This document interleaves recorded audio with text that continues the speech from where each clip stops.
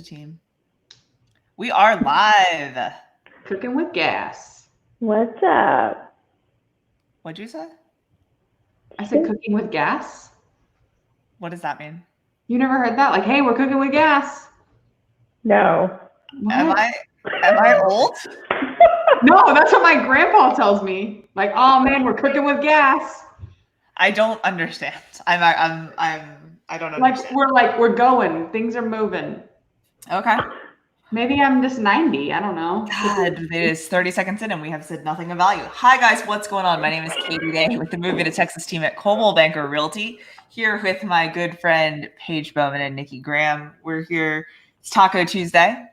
And the premise of this is every other Tuesday after this week, because we don't have tacos. We're going to eat tacos and talk about Houston real estate.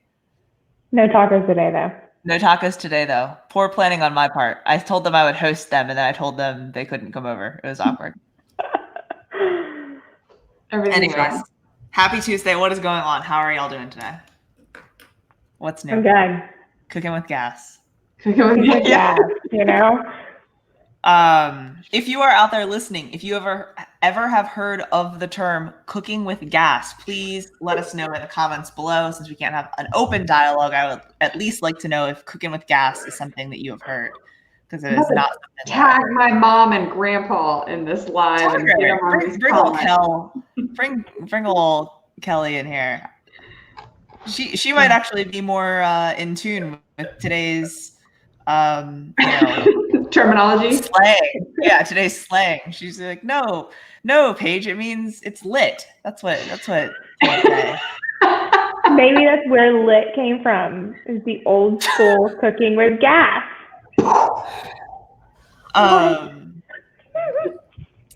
Man, we are 2 minutes I'm literally in. tagging her right now. Okay. Bring her. We can bring her on. I can send her a calendar invite. We can have her hop on. Anyways, so Nikki is on Kelly Rogers' We Cooking with Gas. So Nikki is an agent on the MOVEMETOTX team. She helps Houstonians buy and sell real estate here in the greater Houston area. And Paige is a mortgage professional that we work with on a regular basis.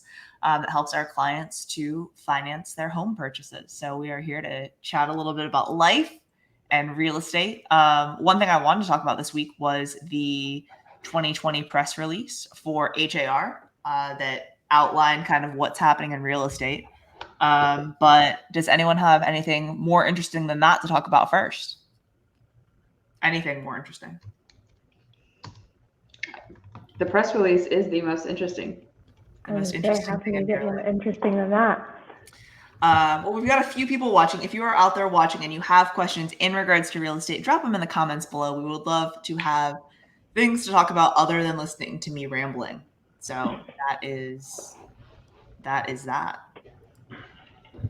Let me share my screen here. This is a very interesting article. If you like, I had not read it until you shared it with me, because I'm not.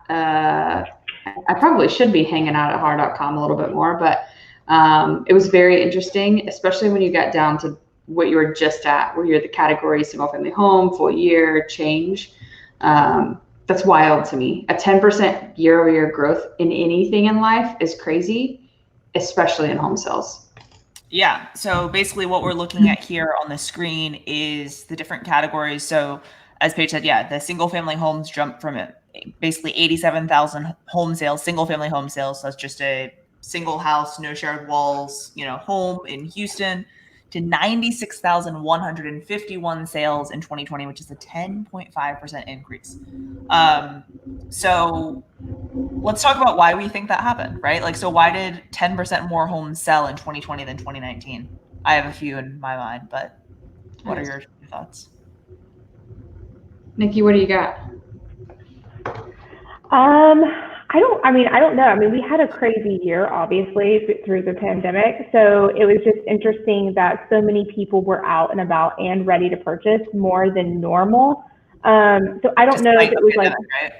What? I said despite the pandemic, right? Despite the pandemic. So I don't know if it is like that old psychological thing where it's like if somebody's doing it, maybe I should jump on that bandwagon and do it too. So like maybe some people kind of went that route. I don't know if it was like the moving for people just needing more space because they're working from home. So needing more of the office space, the flex space, larger yards to put their kids in the backyard and let them just run around and get some energy out. So I think it was kind of a combination of a lot of things. Yeah, no, those are all things that I was kind of thinking in my mind. The other is obviously the lowest interest rates we've seen in our lifetimes, right? But since interest rates have really even been tracked, right? So like I know buyers that I was working with, let's see, last year's 2020. So buyers I was working with in 2019 that were like still on the fence or this and that, whatever, had almost $100,000 of purchasing power increase just by the interest rate being lower, right? So if they had a 4% interest rate in 2019, but a 3% or now even lower than 3% interest rate in 2020, like you could buy $100,000 more in a house, or you could save a significant amount on a monthly basis, right? So I think that people that may not have been in the market previously, like all things equal, suddenly were able to buy a home. I know personally for the buyers that I worked with that moved to the suburbs from inner loop neighborhoods, like they moved because like they already had plans to, right? Like their job was in Spring, their job was in Clear Lake, their job was in wherever. So they're like, you know what, like this commute from, you know, the Heights, East Downtown, Midtown's kind of getting old, right? So I didn't personally see many people saying like, I need more space, get me out of the city, right? Paige, clearly you work with the most buyers of all of us. Do you feel like people that, I mean, or did you even really get into that? Like, do you feel like buyers you worked with were perhaps looking for more space? I don't know if it was necessarily more space in the sense of like, hey, we need more square feet in our home, square footage, whatever that terminology would be. Whatever. Tomato, tomato. Square feetage. Square feetage. Yeah, I don't know if it was necessarily that. I think it was more of like you were saying. I mean, the interest rate. I mean, being able to qualify for $100,000 more home totally changes what you can purchase, right? That gives you the opportunity to potentially be able to purchase in the Heights, or if you wanted to move in town but thought you didn't have the income or the means to do so. But it also gives you the ability to potentially buy a home with a pool or do these things that you've not been able to do previously, which is kind of cool and nice, you know. So I would also say, with that also being said, we've also seen a lot of people utilize these low interest rates to put less money down to keep a lot more liquidity, which has been kind of cool. I'm muted. Yeah. I know what you're doing whenever you're doing that. You're like, you know, mystical being in the night. No, I was actually typing a message to someone to hop on and tune in. And like when I type, you can hear it, right? So I muted so that I wouldn't be distracting to all of our viewers out there. You know, like my mom, your mom, Nick's mom.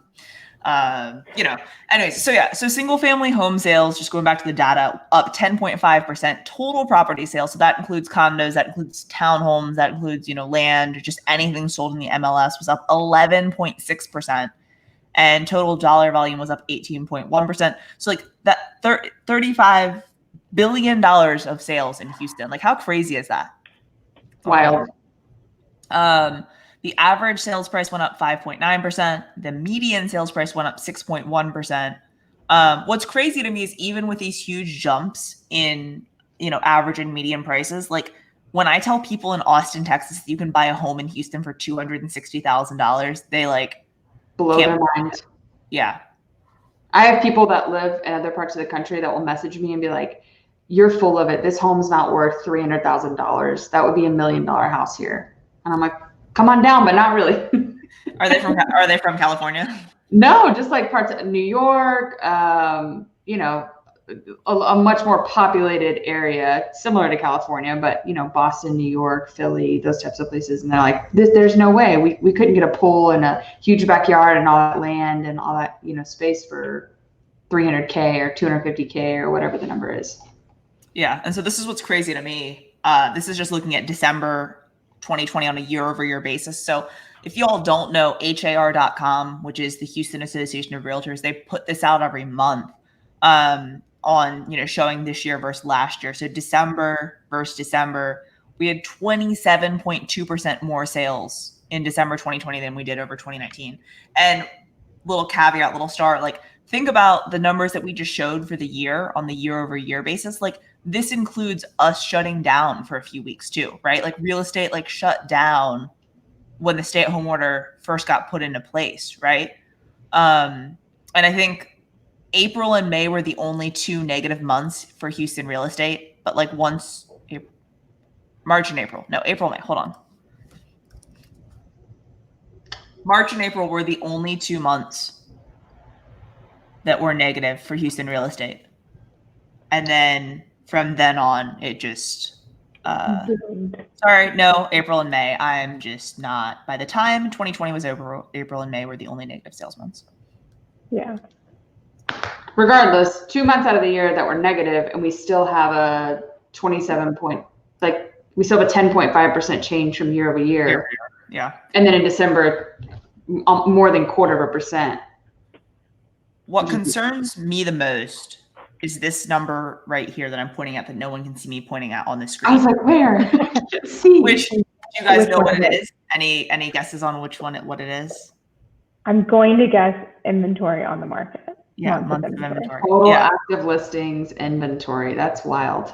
So we're sitting at 1.9 months of inventory as of December 2020. I actually just pulled this number earlier today when Nikki and I were chatting about a market update. And 1.9 months of inventory is like not a severe, but a pretty strong seller's market. So that concerns me for buyers that are looking to purchase in 2021, that we just don't have enough inventory on the market today. Mm-hmm. Basically what months of inventory is if no more homes came on the market and homes continued to sell at the pace that they have been selling, when would we run out of homes? So like if no more homes, if no more sellers were like, okay, I want to move, but people were still moving into town and things were happening, right? Like we would run out of homes in 1.9 months. So we're sitting at, January 26th, like February 26th, February. Before the end of March. Yeah. After the end of this quarter, we would have no more homes. So like, that's crazy. Yeah. That's wild. That is mind blowing. So yeah, if you guys have questions about real estate, drop them in the comments below. Because if not, you will listen to me continue to ramble, and neither Nikki nor Paige want to do that. No. There's Kelly. Kelly says that I read today that in certain areas of Houston, there are more homes pending than are currently listed for sale and available. Yeah, there are. And that's something that like we talk about with, buyers, right? That like, depending on your price point, depending on your neighborhood, you could be in a great opportunity to buy. In other areas, you're going up against 15 offers. So it really just depends. And that's where like, once we understand with what you want, we like take a deep dive into like that market and that area. To be able to say like, hey, you're going to need to come in with your strongest offer immediately. Or like, hey, this home's been on the market for a little while. This is what's going on. Yeah. Kelly, are we cooking with gas? The Kelly, real question. still out there. Don't let me down, Mom. Don't let me down. Can we also talk about just like how gorgeous Kelly is? Like, look at her. Right? Like, her picture's so little here. But like, every time she posts a picture, I'm just like, man, you're like, what a babe. And if I told you her age, you would die. She's only 50. But she like looks like she's like 31. No, I know. Yeah. Someone made a comment on one of your posts the other day that was like sisters ? And I feel like, but like, I mean, I'm impressed. I feel like we could be. We could be sisters. I need her skincare routine. Can we? Yeah, Kelly, I was gonna ask. Cooking with gas skincare routine. Please drop them in the comments below. She does not age. Anyways, what questions do you guys have about the home buying process? Please give us something to talk about. What's on your shirt, Paige? Movement Mortgage. Oh, Movement Mortgage. Yes, Paige, you are grounded. I found it. How am I grounded? What did I do? All right, sounds good. Okay, Mom, I'm sorry. Vacay round 2. They're in age. Yeah, Kelly, be careful what you wish for. Paige, what's the number one question you've got this past week from buyers? Oh man, this has been a wild January. So like this is all correlating to what's happening in our side of the world, if you will. Because a lot of times we'll be like maybe not necessarily months behind, but we might be like 30 days behind on what y'all are seeing. And in some cases, we might even be 30 days ahead. So just as an example, I think that we have doubled the number of applications that we had last January to this January, and we still have a few more months left, or days left in the month. Months left in the month. So that's wild to me because from our perspective, we go off of data and numbers very similar to you and your team. And so we look at it from what does that mean that the next 90 days are going to look like? Because what's happening right now is what's going to affect in 90 days. And so for us, that just it's wild. So I'm having a lot of people ask, like, how long is it taking for offers to be accepted? I'm hearing that there's not a lot of inventory on the market. I'm getting that question a lot. And then another question is, basically like, how do I present my strongest offer? Like, how do I do that? Because agents are advising their clients, like, you've got to bring your highest and best at any point, not just when there's multiple offers on a home, because you don't want to get in that position. Okay, so let's talk about that. Nikki, what are some things that you would recommend someone do to bring their highest and best and strongest offer first? Well, I mean, the first thing we're going to do is we're really going to look at comparable sales prices and, trying to find the homes that are similar that have sold most recently, so that we will reflect those sales prices and how they have increased. And then, we can go more to the top of that. But also, I mean, there's other ways of structuring your offer to make it look, good to the seller and them to pick that. So things like lower contingencies, just doing away with sometimes a lower option period, things like that. So just structuring the offer. Yeah, for sure. Shorter option periods, that'd be the time that you'd be able to do inspections and things like that. So that's where it's important to have good connections with inspectors and multiple inspectors throughout the city. So if someone's like, oh, I've got a guy, like, you need a few companies because the guy isn't always available. So shorter option period, shorter contingencies. So that's where working with a mortgage company like Paige that is able to get their clients approved quickly is always very important because the faster you're able to get them approved, the shorter your financing contingency may need to be. Mm-hmm. An increase of option fee or earnest money. So that basically just shows that you're a little bit more serious than, just saying like, oh, I'll give $100 for an option fee. Like, I've got a client that's closing on March 1st. They did a 10% earnest money. I've had clients do that before. And it's just, they wanted the house. It's a $500,000 house. And they were putting 20% down. And obviously you're protected. So people are like, oh my gosh, you're putting 10% up. But no, I mean, as a buyer, you do have protections against that earnest money. It's not, it's some protections. Yeah, but there are some protections in place. And they just wanted a house, so they did 10%.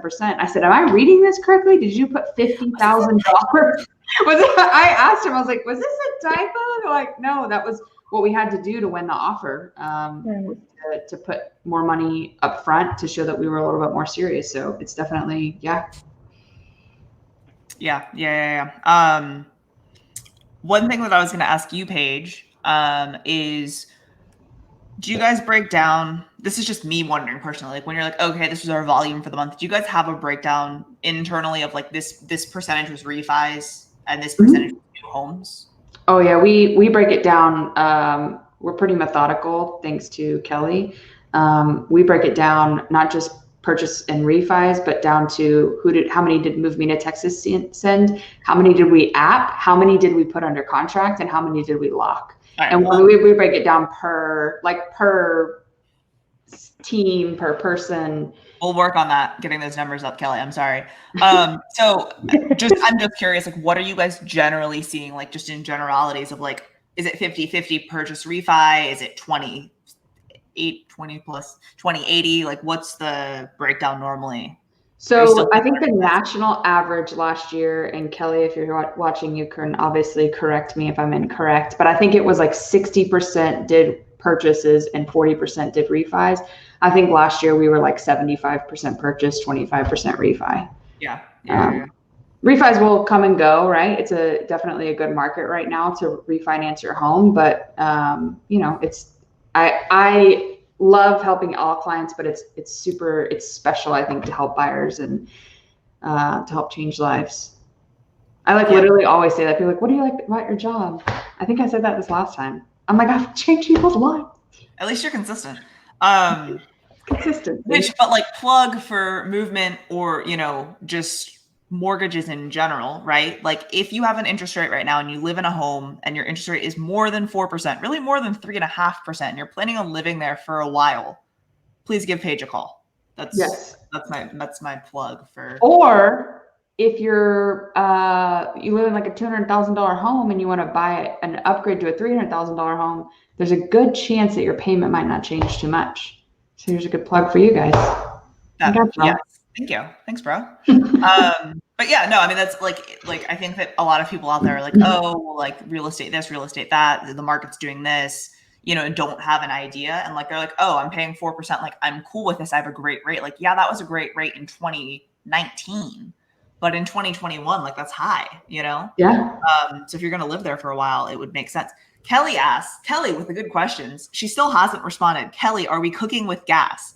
Kelly asks, what are creative things to make your offer more enticing to the seller? So a few things that we've done to win multiple offer situations have been if the seller needs time in the home after closing, what's normally called in the real estate world a lease back, we'll provide a lease back to the seller.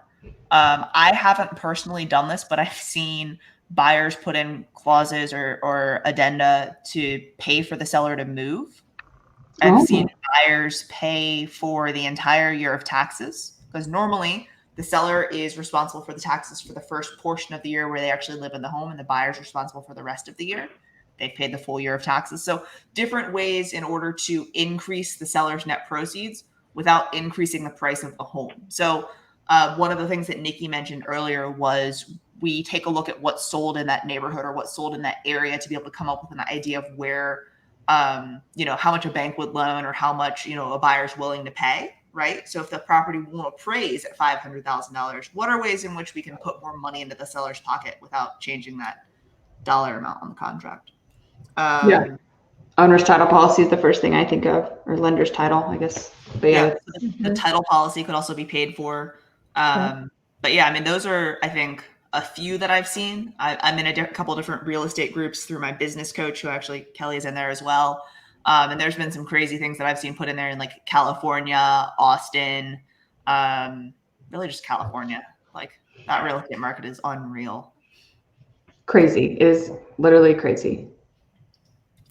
Unreal.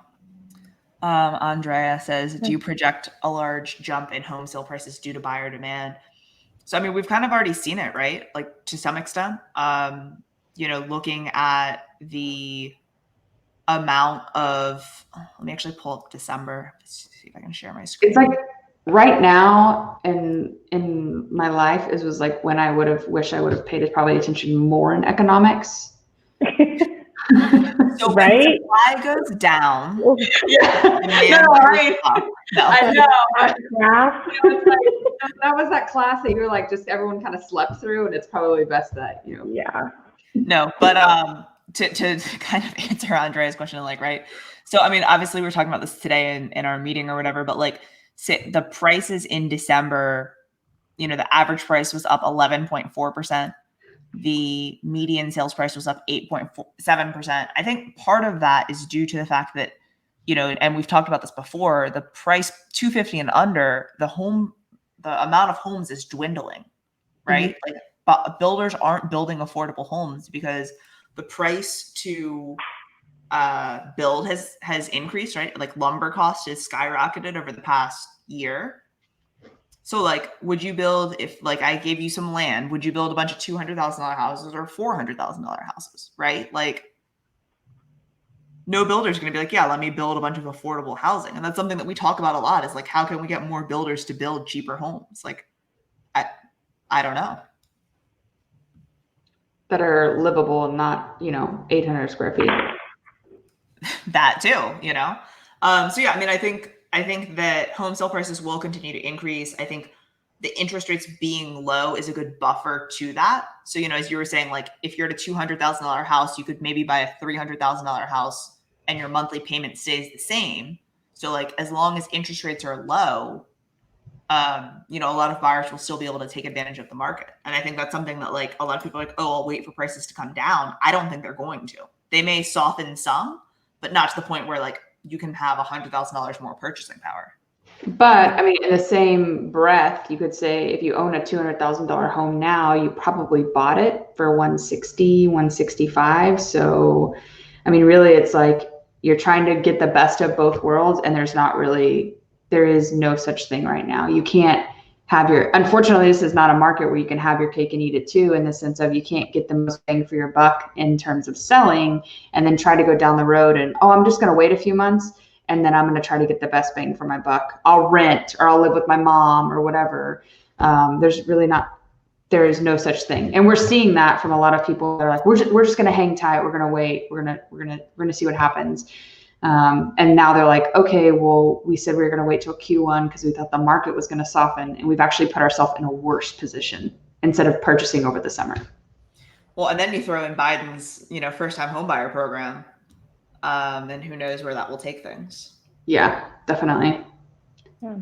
It's going to be an interesting year for real estate, which I think is great. I think it's a wonderful thing. I think home ownership is amazing, and like literally now is the time to buy a home, regardless that there's no homes on the market. Katie might sell you her home and buy a home with a pool.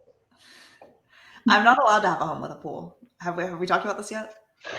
I think we've covered this. I think we've covered this before. Here's a question. Are you going to get the home with a pool? What's that? I said, are you going to get the home with a pool? Kind of hot topic. Let's just say that.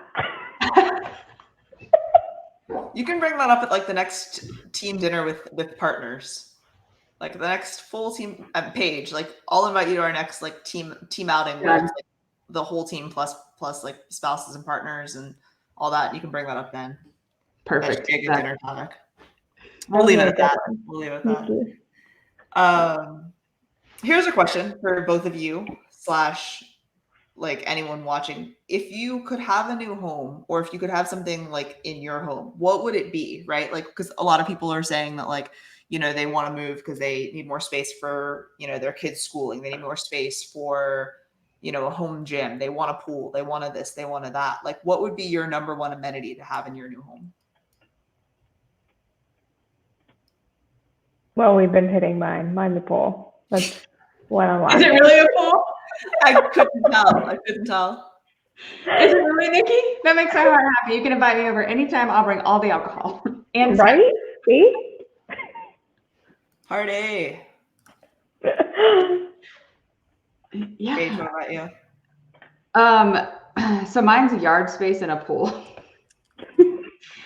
And I think honestly, storage. This closet that's right there, I will not open it. I'm embarrassed. But we literally have we bought a home with what we thought was plenty of storage. We live in a 3-bedroom. It's just 2 of us and my dog. So I thought 3 bedrooms, 2.5 baths was the fine. We have so much stuff. So since no one's commenting on the things that they may want in their home, I'm gonna read through the Zillow article. So they put out a press release at the end of December 2020 about the top 10 home trends that they think are going to be, you know, top of the list for 2021. So I'll go through them and you guys can comment and tell me what your thoughts are. So number 1 that they list, I don't think that these are in order, but number 1 is Zoom rooms. A Zoom room? Zoom rooms. So also known as your study. As of November, the number of listings mentioning home office or Zoom room increased by 48.5% compared to the same time last year. Makes sense. So I think we need to start rebranding our listings to say Zoom room. Zoom room. I think I need to kick up my Zoom room then. You know, I'm seeing something else on the wall, so at least you have more than one picture on the wall now, so that's nice. So yeah, Zoom rooms is number 1. But yeah, like study Zoom room. Number 2, homecation amenities. So with lots of time and nowhere to go, homeowners are coming up with creative solutions to create vacation vibes right at home. Pool was the top Zillow keyword search in 2020. Waterfront and dock also landed in the top 10. They want to create a luxury experience at home, so they want a spa-like bathtub or relaxing rain shower. Home buyers typically paid more for amenities that make their home feel like a retreat. Homes that mention a freestanding tub sold for 5.5% more than expected, and spa-inspired bathrooms contributed to a 1.8 price premium. So my towel warmer comes with my home. Oh, you have a towel warmer? Yeah. You know we live in gosh. Houston, Texas, right? Listen, it was the best gift I got my wife for Christmas. That is fancy. You got it for yourself. Let's not like pretend like we're charitable here. It was a nice gift, okay? Yeah, I'm sure she loves it when your towels are clogging up the towel warmer. Second home destinations like Key West, Jersey Shore, Cape Cod are up nearly 50% over this time last year. I've heard this next one said in a couple different ways. This is intergenerational living or multi-generational living. So, with parents moving back in with kids, things like that. Kids moving back in with parents. We're seeing a lot of that, actually. A lot more than in previous years. Be careful, Kelly. Oh, I've told her I'll move in. She knows. Next up, gourmet kitchens. I mean, obviously. Yeah. Are we cooking with gas or are we cooking with electric? What do you prefer? Zoom. Gas all the way. I'm cooking with gas. Okay. She's like, I am literally. I literally am cooking with gas. Literally. Next one up, backyard oasis, a yard that's safe and functional. Upgrading it, sprinkler systems, outdoor lighting features. Oh, not even gas, but dual fuel. Wow. So Kelly's clearly still listening, and the fact that she has not responded to cooking She with gas hates me. leads me to believe that 1, she hates you, and 2, she has no idea what you're talking about. 100% hates me because she's not responded to that. She says it to me all the time. Does she? Do you, Kelly? Next up, smart and safe tech. So keeping homes germ-free, smart home technology, self-cleaning toilets. We have an air scrubber. We actually just put in a media filter with an air scrubber. Yeah. I mean, we don't have any, like... There it is. Yes! I don't know. Where's the air horn when you need it?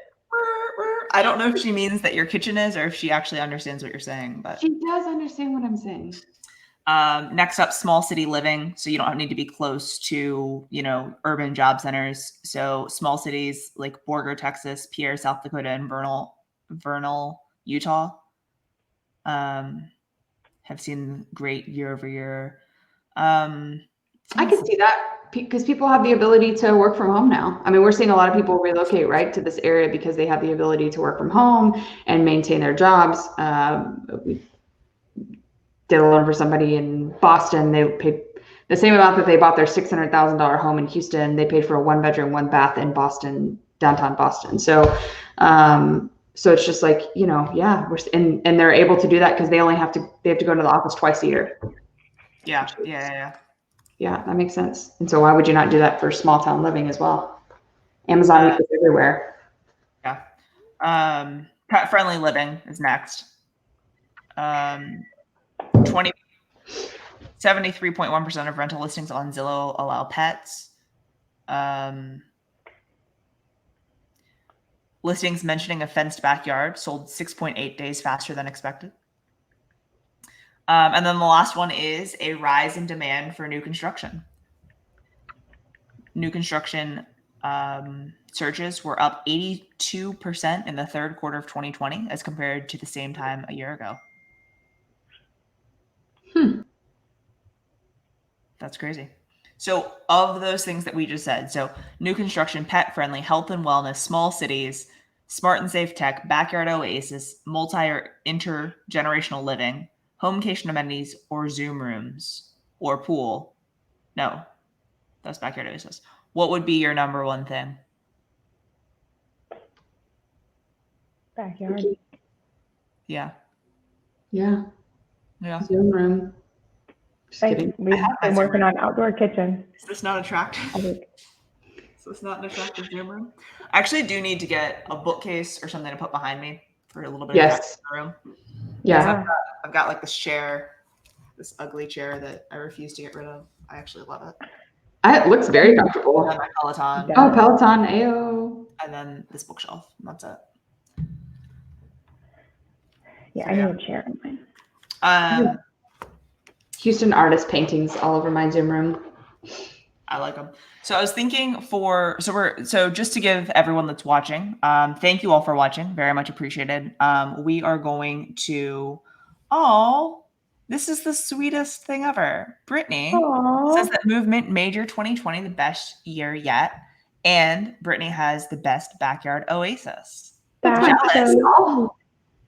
bestie. She bought a house. That's awesome. My bestie and my mom. All right, so thank you to everyone that's watching. Our plan is to do Taco Tuesday every other Tuesday. And on Tuesday evenings, we will sit around and eat tacos, whether we're together or apart. We're not sure yet, but eat some tacos and talk about things that are going on in Houston and going on in Houston real estate. So if you have any taco places that you are a fan of, please drop them in the comments below, because I have some places in mind that I would like to try that have not yet opened or have recently opened. But if you guys have ideas, I would love to hear them. And speaking of which, do you guys have any ideas on places we should go to? Honestly, I love tacos, so many. Yeah. We literally could eat tacos for 23 weeks out of this year, and we would still not try all the taco places that I probably want to try. Stand outside of a taco truck and just. Well, so it says that was tonight. I was going to say we should go to West Alabama Ice House and have a beer and tacos Tierra Caliente. But the taco stand on Shepherd is opening soon. Oh, yeah. I drive by that, yes. Which is across the street from Velvet Taco. Yeah, I would like to give them another try. I tried them about a year or so ago, and on Washington, when they were in Washington. I wasn't a fan. So I divide tacos into two different categories. There's the American Tex-Mex tacos, and then there's tacos. Yeah. So like I put like Velvet Taco, and I'm probably gonna get major shade for this, but I put Velvet Taco in the same category as like Torchy's tacos. Yeah. Like they're good, but like not as good as Torchy's. My problem with Torchy's is I always eat to the point where I feel sick. Yes. And that's not on them, that's on me. So okay, so good though. I wouldn't know. Actually, I do know, and it maybe that's true. Yeah. But yeah, I mean, so that's what I would say is I would say that like Velvet Taco isn't as good as Torchy, but Velvet Taco has a taco that I like, and I don't know what it is. Maybe we should do an episode there. So this is a real question. I would like to give it a try again. Corn or flour tortillas? It depends on what you're eating. Yeah. Yeah. Okay. Some people are so against corn. No, breakfast tacos are almost always going to go on flour. Oh, almost. But like a good like pastor taco is going to be on corn. Yeah. Double corn, well, yeah, no, it's gonna have to be double because it's gonna be greasy and it's gonna break, and so that's the one thing I don't like about corn. What I do like are the HEB corn/flour tortillas. You get the best of both worlds, and that's actually what I get. So originally the plan was I was gonna make dinner, and then I just completely bailed on that. But yeah, it's fine. It's good.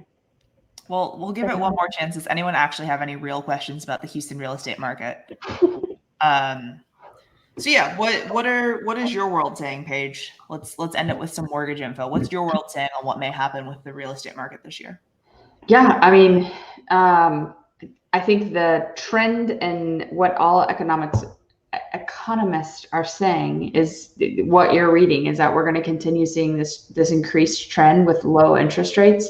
As long as interest rates stay low, the market will continue to be hot. It would be a little bit different if interest rates were 5 and 6%. We probably wouldn't seeing such a crazy market. But because rates are so low, I think we'll continue to see year-over-year growth. I think we'll continue to see home prices increase. That's why I keep telling people now is the time to buy. Yeah, and I'll be interested to see what happens with the county appraisal district websites. Are they going to go bonkers this coming year or this year? Yeah. Hope not. Yeah. No, I mean, and it's tough too, right? Because like they don't actually know what things are selling for. They just know everything's increasing. So, Yeah. like, they're just gonna be like, oh, everyone gets 10% across the board, you know? Yeah. Buy your homestead exemptions and fight your property taxes and buy a house. Yeah, I mean, with that being said too, though, I think for like a lot of sellers out there that are sitting at home, like listening to this being like, oh God, like the market's so tight, you know, this and that. Like if I sell my home, am I going to have somewhere to go? You know, the one thing that I think we tell a lot of our clients is as you increase in price point, there are fewer buyers. So you have more opportunity relatively to purchase a home, right? So if you live in a $300,000 home and you want to buy a $400,000 home, or you want to relocate to another city, it's definitely doable. And with everything that's happening in the market, you're able to take advantage of, you know, more buyer demand and hope, in theory, higher prices, right? Yes, definitely. I mean, the higher up you go, the less people you see, you know, looking to buy in that price point. Kelly says, is now a good time to buy an investment property? If so, what price points are the smartest? I have my own thoughts, but I will let one of you say what you think. Paige, what are you thinking? Are you getting? Me? Yeah. You know, I don't know. Part of me says yes because the interest rates are potentially in the low threes, depending on credit score and down payment, and so that gives you the ability to have a lower payment, which gives you the ability to make a little bit additional profits, put that towards the payment. But then part of me says no because the demand is there, and so you have to ask for you don't have as much leveraging power, and that's the point of buying investments is it's an investment. Yeah. Buying when it's up, not when it's down. You need to buy when it's down versus up. So, or is this just the beginning of the up that there's never going to be? It's obviously cyclical, but like if you buy here, is it just going to keep going, or is it going to drop? Right. Yeah. But I don't know that there's going to be a dip anytime soon. You Correct. know, my thing with investment properties is, you know, I think that it's difficult to find cash flowing investment properties in Houston under $250,000. If you're looking $250 to $3 or higher, it's possible, right? To find a property. And when I say cash flowing, that basically means that like based on what your costs are, right? You're making more money each month from the rent. You know, it's difficult to find them between taxes, HOAs, and basically prices on properties. You know, I think if you're looking to invest, and this is something that I've started to ask clients and friends when they ask me about investing, like, are you looking to buy an investment property because you've been told that rental properties are a good investment? Or are you looking to make money through real estate? Because I think those are two very distinct questions. And different questions. Because we looked for and this, granted, this was 2018, 2019 that we were looking for investment properties, but every single property that we ran the numbers on, and we're very risk averse people, but every single property that we ran the numbers on, they weren't cash flowing. And I just couldn't put 20 or 30 or 40 grand into a property as a down payment and, you know, reserves to not get money back, right? Like there's the appreciation point of it, right? But my thing is, if you're just looking to make money off of real estate, like consider like land development. Consider buying parcels of land and building on them. You know, I mean, that's something that like I'm looking to do with my personal money this year, as opposed to buying rental properties. And then at whatever point I have hundreds of thousands of dollars cash that's liquid, that I'm just like, oh, hey, then buy rental properties then when the numbers won't be as big of a deal because it'll be a cash on cash return as opposed to a mortgage. Yep. But that's a whole nother conversation for another day. More tacos, maybe some alcohol. Get a little bit of a little dose or a little, you know, margarita in me, and I could talk about this all night. But yeah, I mean, I think that it definitely depends on what you're looking for. I think it, you know, I think that if you're targeting rental properties, my vote would be to target secondary cities. So like Houston is a primary city, it's a major market. I would target the smaller markets. So like a Bryan College Station, like a Tyler, Texas, like areas that, you know, aren't a major market would be my bet. For Indianapolis, like I'm just naming off random cities now. I was like, where did Indianapolis? Very random. Yeah, but you know what I mean? They're like secondary cities. Yeah. What are your thoughts on, so to kind of build off of that, what are your thoughts on buying $400,000 to $600,000 investment properties? If you have that kind of money, then I think that it's cool. You know, I mean, depending on what you're looking to do, if it was like a duplex or a triplex or a multi-unit deal for $400,000 to $600,000, you know, something that, because like if you have a $400,000 rental home and say you do get $4,000 a month in rent, you know, the 1% rule, like cool. But if that tenant moves out or trashes your place or whatever, like you could be pretty screwed. Yes. So like if you could buy a $600,000 duplex, oh, look at Kelly is just on it. Kelly, shout out to Kay Rogers. The Kelly Rogers team is just killing it tonight. Speaking of, let me plug your information page.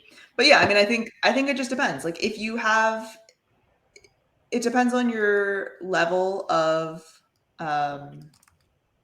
risk that you're willing to take on.